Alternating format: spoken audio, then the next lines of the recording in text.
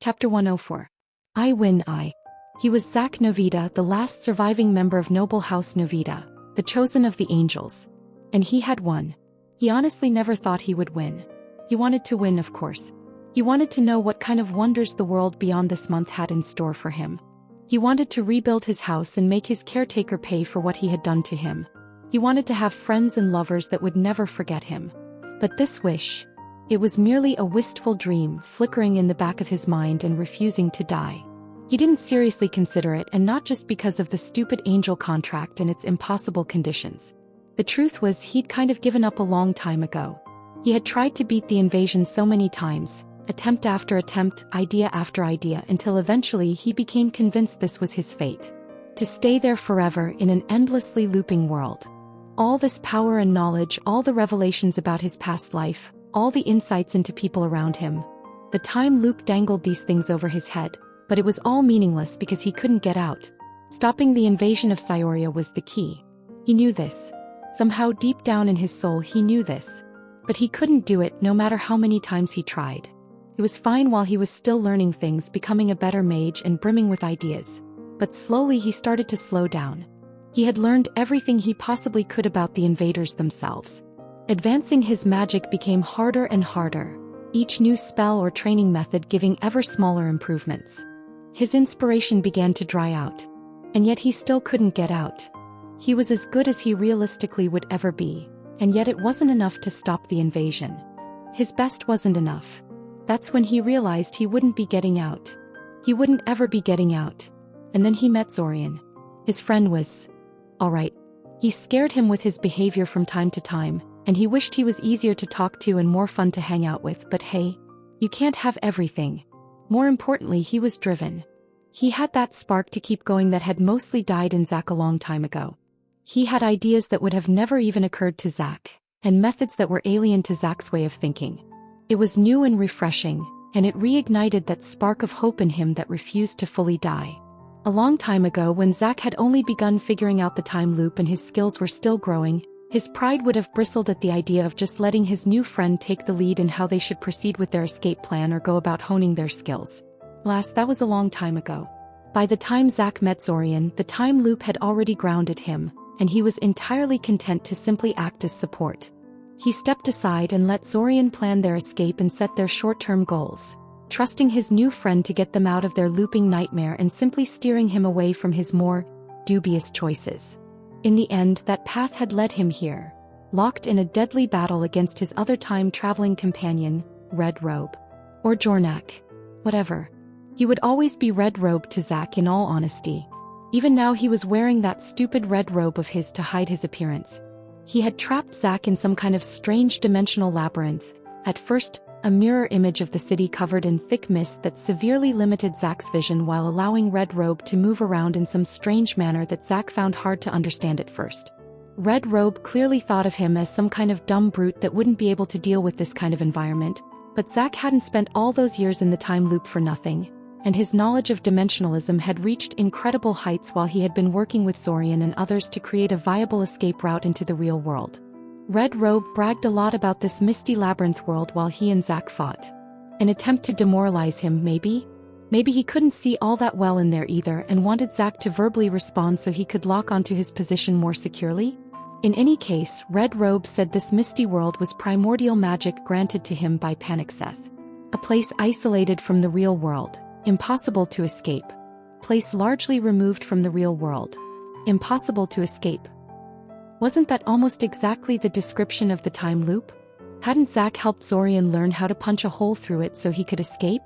Red Robe thought Zack was a dumb brute, but Zack had figured his little trick out within a minute of arriving there. Just like the time loop was centered on Panicseth, this world of mist was centered around Red Robe. There was no point looking for an exit in the environment around them. The exit was Red Robe. The fight between them lasted a while, but eventually Zack managed to maneuver things in the right direction. He had to let one of Red Robe's kinetic spells clip him in the leg, leaving him limping, but it was of no importance. It was a relatively light wound, and he had drunk a potion of regeneration before the battle. His leg would be fine soon enough. What was important was that he used the opportunity to hit Red Robe with a dimensional spell designed specifically to punch holes in these kind of prisons. It was literally one of a kind, a product of their intense research near the end of the time loop, and Red Robe clearly had no idea how to deal with it. Zack had expected to punch a literal hole in the misty world, but it turned out that Red Robe's little creation was incomparable to that of Panic-Seth, even if they had the same origin. The moment it was forcibly punctured, the mist started to thin and fade, until the entire world quietly disappeared at some point, shunting them back to the real world. They came back just in time to see Zorian take out Quetzalcoatl. It filled Zack with complex feelings to see Zorian best his oldest enemy so seemingly easily. He knew that a lot of work and preparation went into this victory, and that it was not nearly as easy as it looked, but it still made him a little jealous.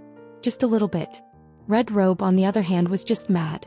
He attacked Zack with increased ferocity to vent his frustration, and Zack matched it without any reservations. Black swords made out of dimensional forces slashed at Jornak, cutting deep gouges as he dodged out of the way. Tiny incandescent suns zipped around with the speed and agility of a swallow.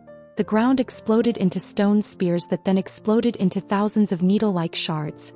Rays of electrified light surged forward while evading obstacles like immaterial snakes, and the air itself was whipped into a miniature tornado centered on Zack. He may have failed in a lot of areas of his life, but if there was one thing Zack Novita felt supremely confident in, that was his combat skills. He was good at fighting and he loved doing it. It rejuvenated him to fight worthy opponents, made him feel alive. He looked at his opponent, his red robe long since tattered, and met the man's eyes, trying to jog his memory. To remember the time they apparently met and became friends. Alas, nothing came to his mind. There was no memory, no instinctive knowledge, not even a feeling of déjà vu. The man was a complete stranger. Red Robe. Jornak. The man who apparently betrayed him and tampered with his mind, leaving him even more lost inside the time loop than he already was. Zack was angry at the man for what he had done, but if he was honest with himself, not that angry. He didn't actually remember the betrayal, and he was always a relatively easygoing guy. Even so, tracking the man down and making him pay for what he had done had been the driving force of his life for a while now. He didn't think it was the effect of any magical compulsion or anything, he just found hating the man to be convenient. Invigorating. Focusing on Red Robe and how he messed him up gave Zack a goal in life that he had lacked for so long, so how he could not go after him. Plus, the man was clearly a total nutcase. He wasn't an empath like Zorian, but he didn't need to be one to get a read on the guy. Even more than Zack himself, he was dead inside. The next round of Continental Wars was going to be bad enough without a guy like this throwing oil into the fire. He had to go. Then Zorian made Oganj go away. He did it in such a hilarious way too. Except for the part where he gave up the Imperial Orb to make it happen, that part was honestly awful. Hadn't they agreed the orb would go to him after the month was over, since he got Princess? The asshole had no right to give it away. Hell, he didn't even try to negotiate with the stupid lizard. Well, truthfully, the idea he would get to enjoy the Imperial Orb, or anything else for that matter, was just a wistful dream. The angel contract hung like a sword above his head, ready to strike. Its terms were impossible to fulfill. No matter what happened, Zack only had a little time left. Or so he thought at the time anyway. Without warning, Zorian teleported near the site of Zack's battle with Red Robe. Zack remembered feeling a flash of anger in response, even if he stayed quiet. It made sense for Zorian to help bring down Red Robe as quickly as possible, but this was the final stretch of the battle and Zack was enjoying himself. This was the last fun thing he was ever going to do in his life. Did Zorian really have to take it away from him? What happened next shocked him completely. Without saying anything, Zorian simply lunged at Red Robe, rapidly entering melee range with the man while charging some kind of spell Zack didn't recognize. Though angry, exhausted, and focused on Zack, Red Robe reacted quickly. He instantly spun to the side to face this new opponent, drawing a knife from his belt in a smooth, practiced motion. No, it was not just a knife, Zack realized. It was the Imperial dagger. Red Robe must have quietly stolen it from the royal vaults at some point. It wasn't that surprising. The man must have gotten quite proficient at it over the restarts. But he thought the dagger wasn't that useful? Red Robe's expression alone told Zack that he had thought wrong. An expression of pure glee and hate shone on the man's face, as if he hoped this very thing would happen and couldn't believe Zorian was stupid enough to grant him this opportunity. Zack hastily launched a fast-moving spell at the two, trying to blast them apart from each other, but he wasn't fast enough. The dagger shone with a faint purple light as Red Robe thrust it forward towards Zorian's face. Zorian did nothing to dodge or shield himself with magic, but that protective cube he made quietly interposed itself in the path of the knife. Zorian's faith in his grand creation proved to be severely misplaced, however. As great as his skills at artificing were, the dagger was a genuine divine artifact. It sliced straight through the cube like it was made of paper and stabbed forward, impaling Zorian straight through the neck. Simultaneously, Zorian's glowing hand slammed straight into Red Robe's chest, blowing a massive hole straight through his chest and causing some kind of faint blue waves to resonate across the man's entire body. And then Zorian's damaged defense cube detonated in a massive explosion that not only blew Zorian and Red Robe away from each other like rag dolls, but also flung Zack back into the nearby building. Zack wasn't really hurt. It wasn't the first time he was flung back into a wall. He cushioned his impact with the wall with a quick magic, expertly landing on his feet. He quickly scanned the area and found Zorian lying on his back some distance away. He rushed towards the boy to provide aid but stopped when he got close enough to really see him. He wasn't moving. His eyes, blank and glassy, remained open. His chest didn't move. And the Imperial dagger was still stuck up to the hilt in his neck, and his whole body was full of serrated metal bits sticking out his skin, the remains of his defense device driven deep into his flesh by the force of the explosion. He stared at his friend for a few seconds, overcome in disbelief, before walking forwards. He cast a quick diagnostic spell and slowly, hesitantly placed his hand on him. He wasn't that great with healing magic, but this was one of the simplest spells in that field and he had an excellent grasp on it. The spell told him what he already knew but didn't want to accept. Zorian was dead. "No," he whispered despondently. "No. Zorian, you stupid, why? Why would you do something so dash? Because this was deliberate. What don't you understand? He chose to die so you could live." The thought bubbled up to his mind suddenly, unpleasant and uninvited. It hit him like a punch in the face. He wouldn't," Zack mumbled to himself. "He's too selfish, he said so himself. He has friends, a family, a little sister that needs him, a whole bunch of girls that want to get in his pants. He took a deep breath and forcefully calmed himself. Had to check something. He got up to his feet and ran up to where Red Robe was also laying on the ground, motionless. The man was also dead, unsurprisingly. Not only did Zorian's last attack completely destroy his heart and chest, the blue wave that accompanied the attack also did something. Ripped his soul out of his body, maybe? His medical magic was too rudimentary to figure it out, but the man was definitely dead. He swallowed heavily and then got up again. He started to search for other people. Everyone seemed to be unconscious, Zack soon realized. They were lying all over the place, on the streets, in public buildings, in alleyways, everywhere. It wasn't that they got knocked out during a fight either. His diagnostic spells confirmed most of them were completely healthy, barring some minor scrapes and bruises that were normal for the current conditions of the city. They seemed to have just suddenly dropped unconscious all of a sudden. He eventually found Alanik, Svim, and Zorian's brother Daimen. Gods above, how was he going to explain to the man that he just let his little brother? He shook his head and carefully approached. They were still unconscious, just like everyone he encountered so far. After a second of hesitation, he cast a memory reading spell and placed his hand on Svim's head. The spell encountered no resistance. He was sure that Svim had placed a mind-blank spell on him during the battle, but there was no trace of it now. He immediately dove into the man's memories, searching for any information regarding the time loop. His hand soon began to tremble. The man had no idea about any time loop. More than that, however, he didn't possess any memories of this entire month. Someone had quite literally memory wiped his entire recollection of said time period. He repeated his check on nearby Alanik and Daimen with the same results. They were free of any knowledge of the time loop, because they had no memory of anything that had transpired during this whole month. He breathed out heavily. "Zorian, you scary bastard, how did you even do this?" he said out loud.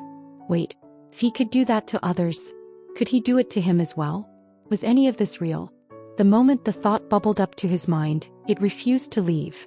He could feel something inside his soul wake up and demand a check. He had to know. He had to know as badly as a starving man needed food, a compulsion so strong it was essentially irresistible. He started casting a plethora of diagnostic divinations on himself, his surroundings, and the 3 unconscious people in front of him. He performed a multitude of little experiments he learned over the years to detect when illusionists messed with his surroundings. Nothing. His mind blank was still working. His mind was not being tampered with. The environment was behaving as it should, and the people in front of him were as complex as real people should be. He started to wander the city, casting memory spells on random people he found lying in the streets. By this time some people had started to wake up, but Zack simply walked past them, ignoring them as he went about his task. He wasn't really searching for any specific information. He was reading people's memories in order to find out trivial things like their favorite meals, what their mother looked like, or what the last story they'd heard was about. In other words, he was checking if they were real people. A mind mage, no matter how good, couldn't create a mind from scratch. Not a convincing one in any case. A fake man would be a paper-thin disguise, capable of tricking only the most inexperienced of mind mages. However, Zack had gotten to know Zorian long enough that he couldn't discount anything. He could totally accept that Zorian could produce a convincing fake mind. The guy was just that scary. Maybe even a pair of fake minds. Maybe a dozen. By now he had read the memories of more than 100 people, though. All of them felt real. All of them were complex individuals with lots of little details about their lives and tangled histories that Zack could easily lose himself in for weeks at a time if he really wanted to figure them out. He refused to believe that anyone could create so many lives out of thin air. Even someone like Zorian. He lost track of time. He wandered around the city checking on people. Anyone that was even slightly familiar with the time loop had lost their memories of the whole month. No exceptions. Even the Arania beneath Cyoria were missing any memory of this month. An entire colony of skilled telepaths. But Zorian had somehow managed to convince them to willingly delete their own memories. Eventually he accepted the truth. It was real. It was all real. Jornak was dead. Silver Lake too. She was done in by her old real-world self who lost her memories of the past month, but was otherwise unharmed. Nobody knew anything about the time loop except for him. He left the city. He couldn't look at it any longer. He found a small hill just outside the city walls that he and Zorian used to sit on sometimes, discussing their plans or just wasting time, and watched the fields around him in silence. He had no idea how long he stood there. He thought someone approached him at one point and asked him if he was all right, but he ignored them and they eventually went away. All he knew was that at some point he realized that someone was shooting fireworks into the sky. It was the night of the summer festival. The city may have just suffered a brutal invasion, but that was no reason to halt the celebrations. Hell, if anything, this just made the importance of a celebration that much greater. Nisk felt happy. He felt disgusted with himself for it, but he really did. Panic Seth was still sealed and the conditions of his contract had been fulfilled. He was going to live past this month. He had won. He was Zack Novita, the last surviving member of Noble House Novita and the last surviving time looper. And he had won. He fell to his knees and began to cry. Somewhere deep inside his soul he could feel the angel contract harmlessly dissolve, finally fulfilled. He was free and all it cost him was the life of his best friend. Chapter 105. I win too. He was Jornak Dokakin, a humble lawyer from Cyoria, the true heir of House Danen, and the last surviving time looper. And he had won. The path had been long and difficult. He still remembered that fateful day he had realized Zack was a time traveler. The boy had been making scene after scene around the city, making nonsensical statements to the newspapers and everyone else who would listen, never once outright stating what he was, but very much hinting at it. Very few people had taken him seriously. Jornak hadn't either, in all honesty. Not until the boy had come to him one day and asked him to help him figure out some legal documents he found lying around the living room. The documents blew Jornak's mind away. Not because the contents were so shocking, but because of what they implied. The people they implicated in crimes were so influential and highly placed, and the evidence so damning, that Jornak simply knew that Zack must have stolen them from the very people mentioned in the documents. Jornak knew exactly how hard that feat was. After the corrupt Eldamarian courts had taken the inheritance of House Danen away from him, he had come to understand that truth and the letter of the law were almost entirely inconsequential in the face of money, connections, and social status. He became a covert member of the cult of the World Dragon and rubbed shoulders with many powerful people. He came to know the darker undercurrents of Eldamar society, and knew what it would take to acquire this kind of dirt on someone. No amount of money could buy something like this, so how could Zach have possibly acquired these documents? Jornak had agonized over this question for days, dissecting every statement Zach had made, no matter how minor or nonsensical, and eventually came up with a crazy idea. The craziest idea possibly. He confronted Zach with it, and the boy just laughed and admitted to it easily, as he was a time traveler. In fact, he had lived through this month many times and they had talked before. Jornak believed him.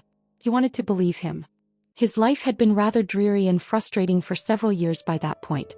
His career wasn't going anywhere, despite his attempts to build connections and increase his social standing. He had no success in love. His family was long dead. The inheritance of House Danen, his best chance at achieving greatness, was stolen from him.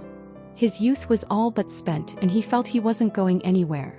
This looping time travel thing may have been completely insane, but Jornak was willing to take a chance on it. The two became fast friends. Zach explained that he had originally found Jornak because he'd befriended Veyers in one of the restarts, and the boy had introduced him to his lawyer friend. Zach's story about his caretaker selling Novita property for pocket change to his friends and then siphoning most of the money into his pockets fascinated Jornak almost as much as the time travel story itself. He wasn't that unique in his realization that Zach was a time traveler. Zach had been making a lot of noise during that particular restart, handing out clues to various people he was fond of, and a number of them had reached the same conclusion he had. Zach was also dating no less than 2 women at the time, both of them aware of the other and fine with it, and he'd outright told them the truth long before Jornak had met him. Was a fascinating group. He'd made a lot of new friends that month. There was a looming shadow over the whole thing, however, and it grew colder and more obvious with every passing day. Zach Novita wasn't a mage who invented time travel, merely a leaf caught in the storm. The mechanics of the time loop were merciless and they would soon strike. As the end of the month approached, some people in the group got increasingly concerned. Jornak was one of them. During one evening when they were alone and Zach had a little too much to drink, he admitted to Jornak that he would eventually stop interacting with him altogether. It had happened repeatedly in the past. Zach would get to know someone, interact with them over and over again, get emotionally attached to them, and then decide it was too painful to be around them in the future. The admission shook Jornak to his core. He wasn't sure why. He wouldn't really remember anything soon, so why did it matter that Zach would replace him with someone else in one of the future restarts? It shouldn't have mattered, but it did. He grew increasingly desperate, constantly probing Zach for any ideas about how he can keep existing after the month was over. He recruited the other members of Zach's group into his efforts, and eventually they managed to force an admission out of him. There was a way.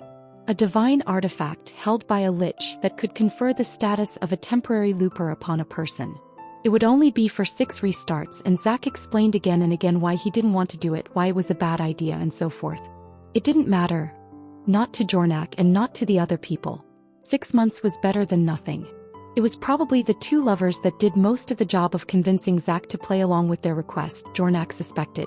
Still, he was the one who organized the whole effort and he was very proud of it. The next 6 months were a great time, possibly the happiest in Jornak's life. He did not intend to betray Zach at that time, not at all. The boy was his best friend and Jornak had every intention of helping him out in any way he could. But alas, 6 restarts had eventually passed. The second deadline started to approach. Tempers ran high. People started asking Zach for a way to prolong their time looping status, horrified that they were about to lose everything they had achieved during these past 6 months.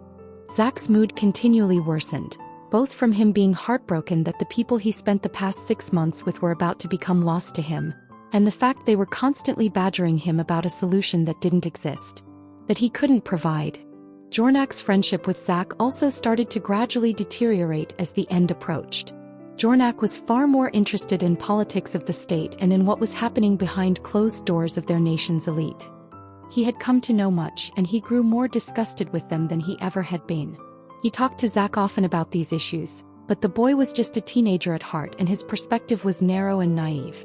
He simply wanted to get back at his caretaker, start rebuilding his house and have fun.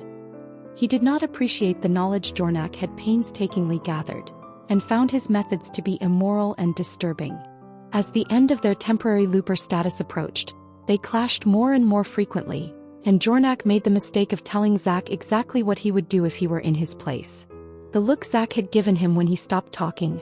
Jornak would always remember that. Eventually Zack called for a group meeting. He swore again and again that he wasn't hiding any methods of prolonging their looping, and that there was nothing he could do. He promised them he would make them all temporary loopers again as soon as he could. He also privately promised Jornak he would supply his future looper with all the work he had done in those 6 restarts. But Jornak didn't believe him. The boy hadn't even read the last 2 reports Jornak gave him, much less memorized them. Even if he wanted to hand future Jornak the fruits of his work, how would he do it? Not to mention that he probably didn't even want to do it. He doubted Zack would even make him a temporary looper in the future. He remembered Zack's admission that he eventually dropped people from his social circle after interacting with them for a few restarts. He remembered the look Zack had given him not too long ago. And he decided he had to do something. He had never planned to betray Zack. He'd wanted to work with him, to help him. When one really thought about it, Zack was the one who betrayed him. Jornak himself was not a powerful man. His magical aptitude was entirely average, and not even the time loop could change that. But some of the people in the looper group were magically powerful, and their skills had only gotten better due to Zack's willingness to help them grow. Getting them to side with him was tricky but not too difficult. Desperation made people do previously unthinkable things. Contacting Quetzalcoatl and arranging a meeting with him without being immediately killed had been hard, but not nearly as hard as he had feared it would be. From that point on, everything kind of slid into place. In the end, that path had led him here. Locked in a deadly battle against his one-time best friend and fellow time-traveling companion, Zack. He had to admit he had been pretty worried for a while. The ability he'd gotten from Panicseth was not nearly as effective as he thought it would be. Weren't primordials supposed to be on the level of gods? He expected more out of primordial magic, to be honest. That prison should have taken some kind of advanced, specialized magic to get out of, but Zack had an appropriate spell for breaking it already in his arsenal. Then when they were pulled back into Cyoria proper, it was just in time to see Zorian banish Quetzalcoatl back to his phylactery with the help of a flower.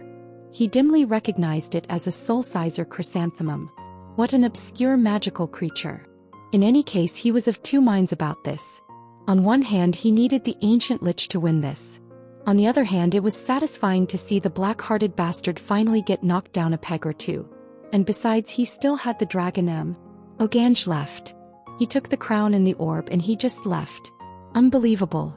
Jornak had given him so much for his assistance as forward payment, materials, maps, records of draconic magic that humans had taken from other dragon mages, everything. But Oganj still chose to switch sides in exchange for 2 thrice-damned divine artifacts. A familiar bitterness welled up from the back of his mind. Everyone always betrayed him. He was so fed up with everything. He still didn't think the situation was hopeless. He started the invasion a day before the actual deadline for releasing Panicseth, so he had some time for another attempt. He would activate all of his contingencies and plunge the country into chaos. He would activate all of the remaining Wraith bombs in other cities. He refused to believe his enemies had enough countermeasures to disable them all, or that they had even managed to track down every single one of them. He would assassinate people and mind control critical individuals into starting hostilities with every nearby country. He would sick the police and Eldamar's military on them, their allies, friends, and family. He would descend straight into the hole and lure the monsters lurking in the deepest layer of the dungeon back to the surface to wreak havoc on it until the city was nothing but ruins. It was suboptimal. He wanted to rule this country and make it better, not bring it to its knees. However, he had to be alive in order to improve things, and his opponents had forced his hand. If this was the only path they had left for him, he would not hesitate. He was. Suddenly, that other looper, Zorian Kaczynski, teleported next to them and immediately rushed towards them. Jornak had so many regrets in regards to the boy. He shouldn't have panicked and fled the time loop when he realized there were other time loopers aside from him and Zack. But it made perfect sense at the time. The information he had gotten from the Arania said there was a small legion of them, which was entirely possible. If Zack wanted to and had the crown, he could have made the entire city into temporary loopers. What if Panicseth decided some of them would make for a better champion than him? And if Zack was creating so many loopers, he probably knew about the Sovereign Gate and how to leave the time loop. He couldn't play around and risk things. The safest thing to do was to leave as soon as possible. As it turned out, there was just one additional looper, and he hadn't gotten in through Zack's actions. He got in through some weird mistake in the time loop system. Jornak couldn't even begin to describe how jealous he was of the boy when he heard that. He had to go through so much trouble to keep existing, and then this boy got all of that and more through a simple stroke of luck? The world was sometimes so unfair. But no matter, this was perfect. He didn't know what had possessed the boy to get this close to him all of a sudden, but he wasn't going to waste a golden opportunity like this.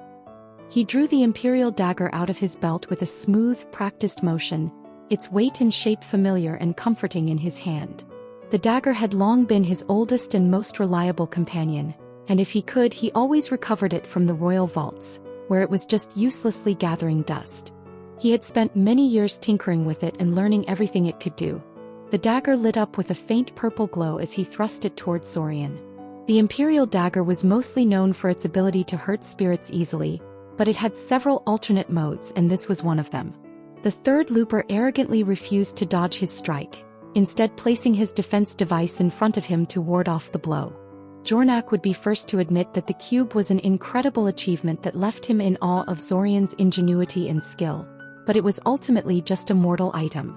The dagger pierced through the complex, multi-layer shield projected by the cube like it didn't exist and then stabbed right through the alchemically reinforced metal like it was paper.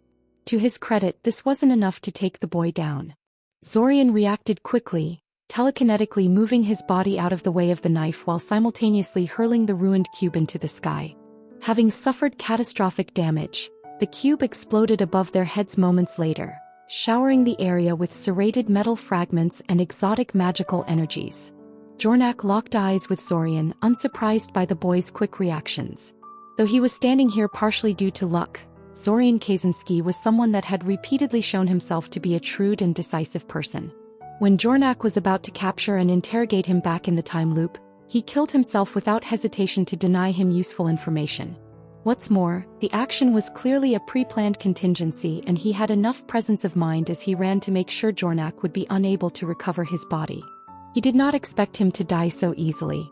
Still, with his best defensive tool destroyed, and with him momentarily unbalanced, Jornak decided to bet it all on one last push.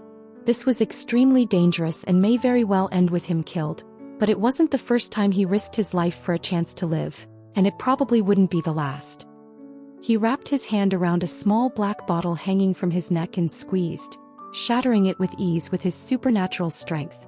Hundreds of black shapes suddenly slipped from between his fingers, expanding in size as they filled the skies above them. Vaguely humanoid, the entities looked like legless incorporeal humans in tattered pitch-black cloaks. Wraiths. The whole area immediately began to feel uncomfortably chilly as the mere presence of so many of them began to leach minute amounts of life force from the three combatants. And resonant whispers filled the air as wraiths began to babble in that usual incomprehensible nonsense they constantly spouted. Wraiths were mysterious creatures with unclear origins and very few methods of effectively fighting them. In many ways they almost resembled spirits, but they were usually classified as undead due to their ability to convert human souls into more of themselves. They were difficult to control. Jornak did not actually have any ability to direct the wraith horde he had just released from his miniature wraith bomb, and he had no doubt the wraiths would see him as just as big of a target as the other two people present.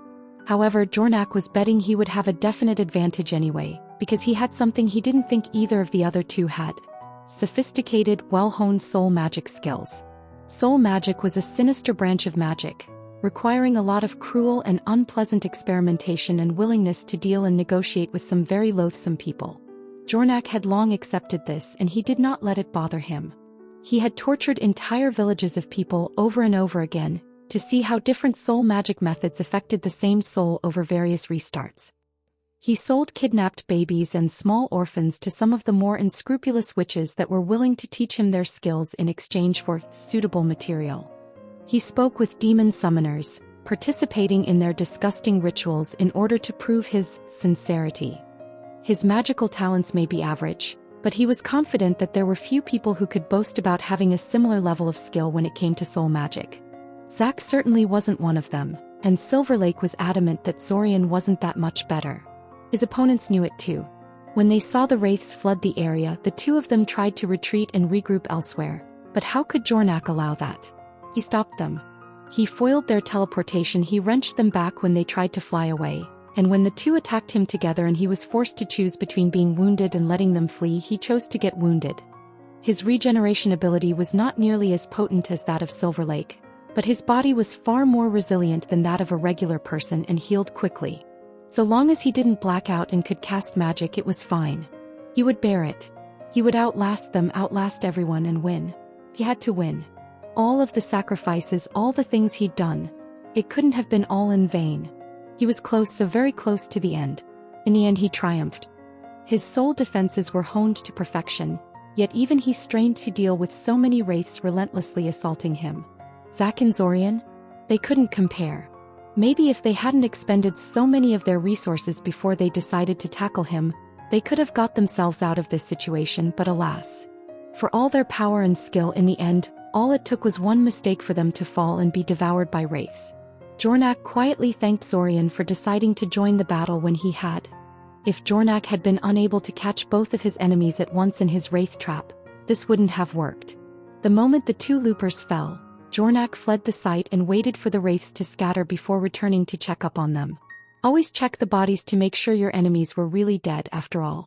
This was especially true when dealing with enemies on the level of Zack and Zorian. A minute later he breathed a sigh of release. They were really dead. It was over. He started to laugh. Yes. He knew he could do it. Now was not the time for gloating, however. That would come later. For now he started searching the city for his partner, Silver Lake. He eventually found her not far from where he fought Zack and Zorian. Or what was left of her anyway. She was really just an empty bag of skin now. After cautiously kneeling down and inspecting the skin, he found 2 large puncture wounds in her chest and no other notable damage. Something, probably some kind of magical creature, had liquefied her insides and slurped it all out, leaving this preserved husk behind. Jornak frowned. Silver Lake was probably the weakest one from among the 4 of them that had managed to escape from the time loop. But she shouldn't have been this easy to kill. In fact, despite being the weakest, Jornak suspected she was the hardest of them to kill. Both because her primordial abilities were all defensive in nature and because she herself was a cowardly wretch that would no doubt flee at the first hint of actual danger. The creature that had killed her? Some kind of spider, maybe? In any case, it had to be very powerful. On the level of a dragon, really. How did a creature like that get here, and where was it now? And why hadn't Silver Lake simply retreated if she had encountered something like that? Magical creatures generally had little ability to stop high-level mages from fleeing if outmatched, unless they were sapient spellcasters in their own right. Concerning. So, maybe it was better this way.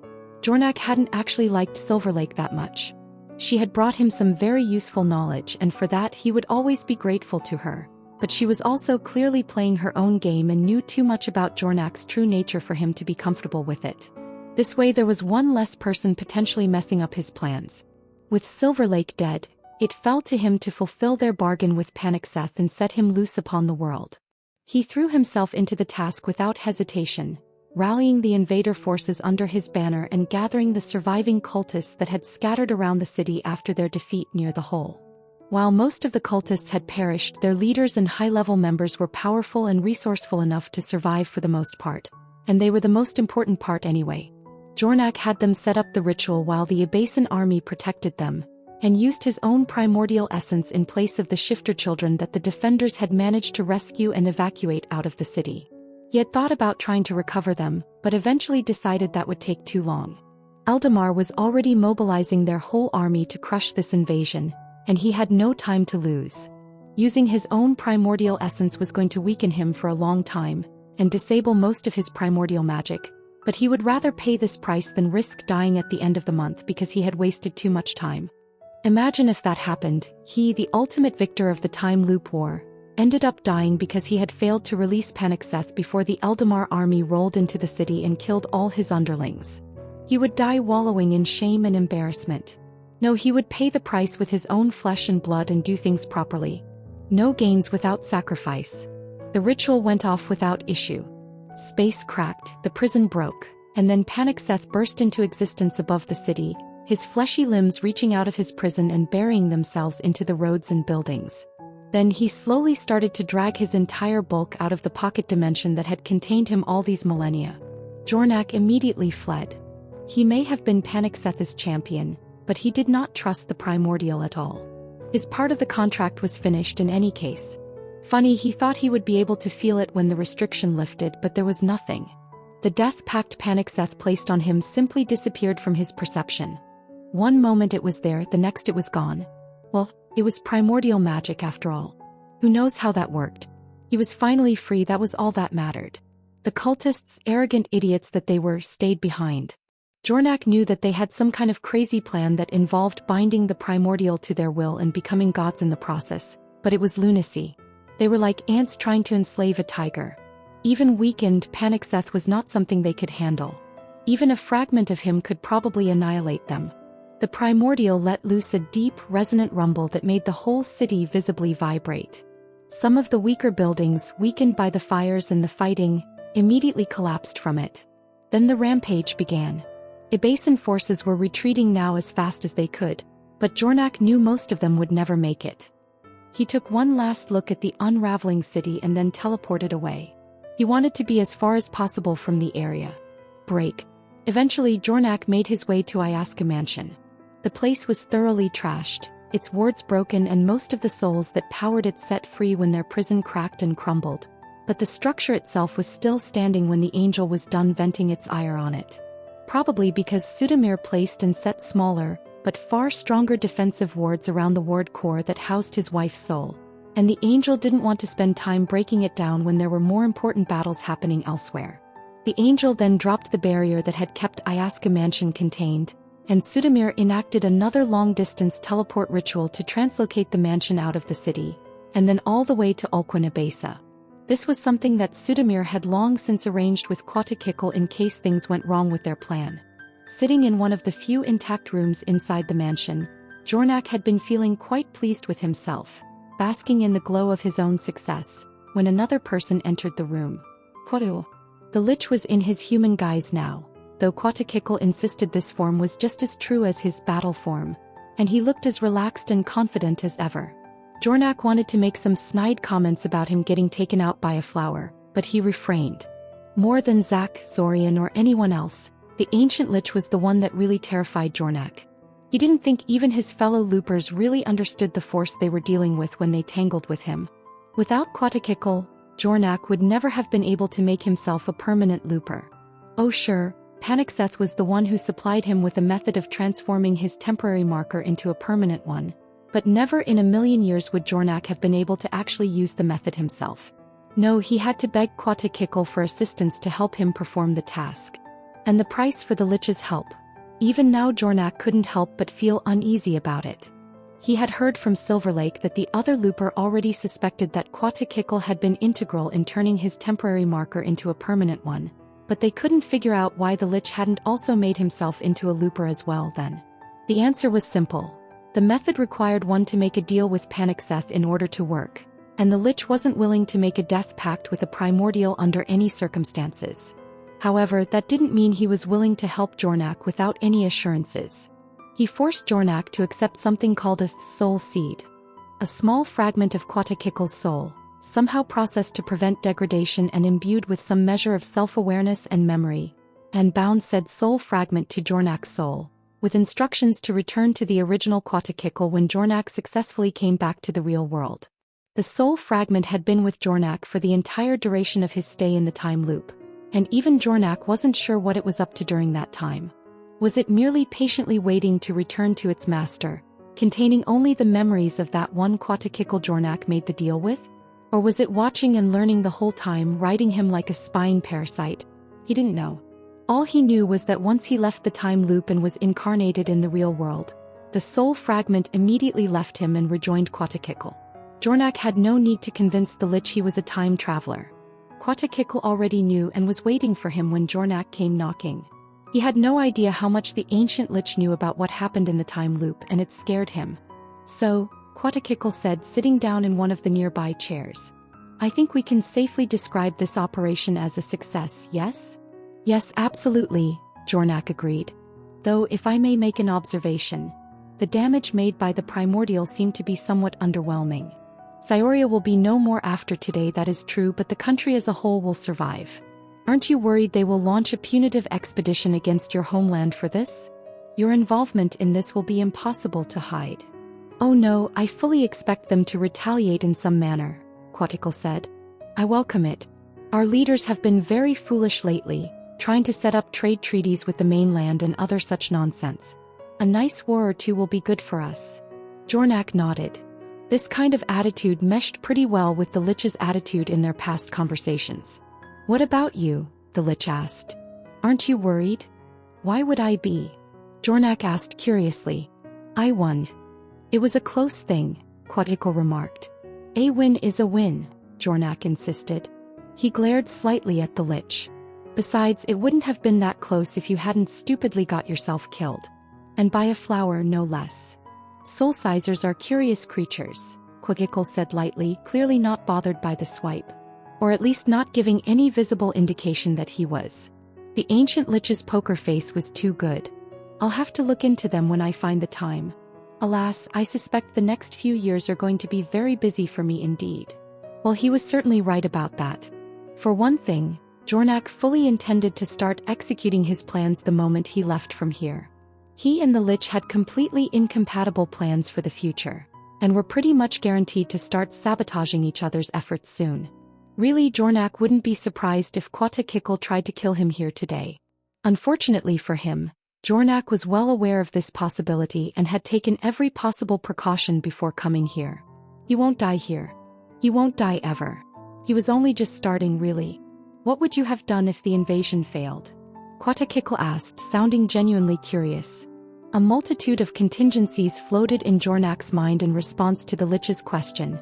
Explosive traps in numerous cities and buildings meant to cause mass casualties. Assassination contracts that would be executed unless he called them off. Documents unmasking Zack and Zorian just waiting to be discovered by the authorities. He had many ways to make his enemies regret their victory if he ever lost. Still, he told none of them to Quetzalcoatl. Although he planned to dismantle all of them now, there was no reason to reveal his methods and reasoning to someone who would soon become his bitter enemy. He quickly checked his mental defenses and found that his mind blank was still on and in perfect condition. Good. For a moment he was afraid Quetzalcoatl was trying to pick up answers straight from his surface thoughts. Still, he felt an urge to brag a little. He started to ramble about one of his less important contingencies. A bundle of documents implicating Zorian in the events of the invasion, deliberately placed in one of the cabinets of the police building in Corsa. The cabinet was rarely used, but its owner was very dutiful and meticulous. It would take weeks for the documents to be discovered, and by that time Zack and Zorian will have likely stopped being on high alert for such things and should hopefully be caught completely by surprise. Then there was that letter he sent straight to the royal residence. It should be arriving. He suddenly stopped talking. Why was he telling the Lich this?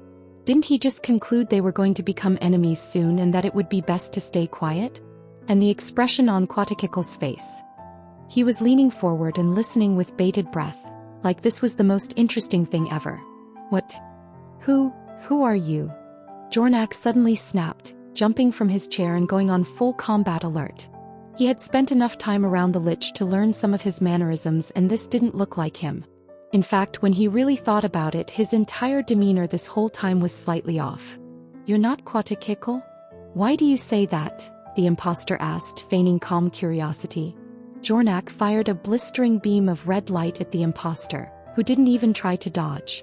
The beam went straight through his forehead without any resistance. The man wearing Quetzalcoatl's face sighed. So impersonating the Lich is a lost cause, he lamented to himself. No matter how many times I try, I just can't seem to portray him convincingly. It's a shame, since he's the one you're most likely to really talk with about all the details. Maybe I should try Silver Lake. What? Wait, no. You can't be him. Jornak protested, his voice getting more and more panicked. I killed you. I know I did. Your soul got devoured by wraiths. But I have a mind blank on that spell is total protection against dash. He checked his mind. He checked it again and then a third time. Always the same result.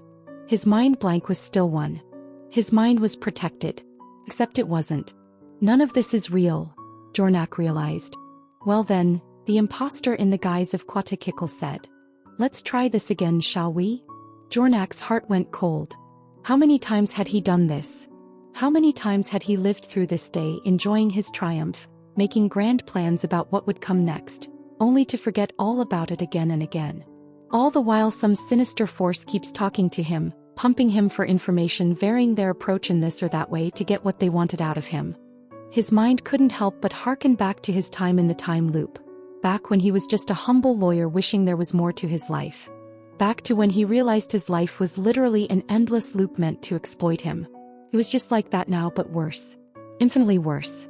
His vision began to darken. He wanted to do something, wanted to send a signal to his various contingencies in one final act of spite. But his mind was fading. He forgot Zorian's words, forgot what led him to this place, forgot any of this ever happened. He found himself back in Cyoria, surrounded by corpses of Zack and Zorian, knowing only one thing. He was Dornak Dokukin, a humble lawyer from Cyoria, the true heir of House Danen, and the last surviving time looper. And he had won. Again and again and again.